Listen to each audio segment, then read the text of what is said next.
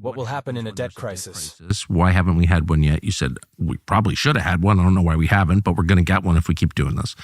I said, what will the effect of that be? You said massive instability in the society. What do you mean? Like, what will that look like? Maybe it would awaken people to the threat if they knew what would happen in a debt crisis. Well, so if you're living on different transfer payments or different types of welfare benefits, you may not get those.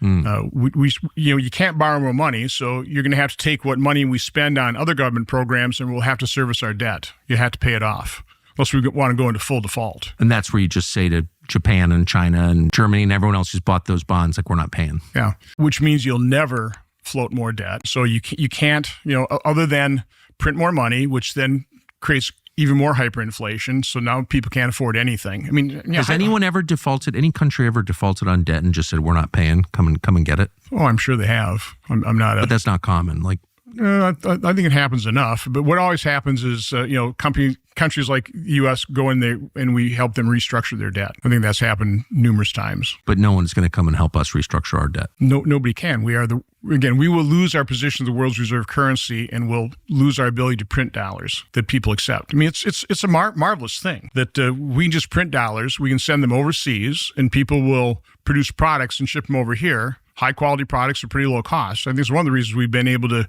keep inflation in check, producing all these massive deficits over the last couple of decades.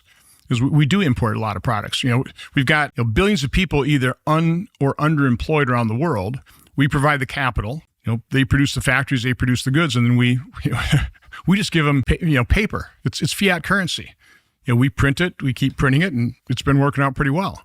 At some point in time, that gravy train might stop. And then, then you have like a total collapse of the current system. Again, I can't predict. I'm trying to avoid it. It'll be painful. Who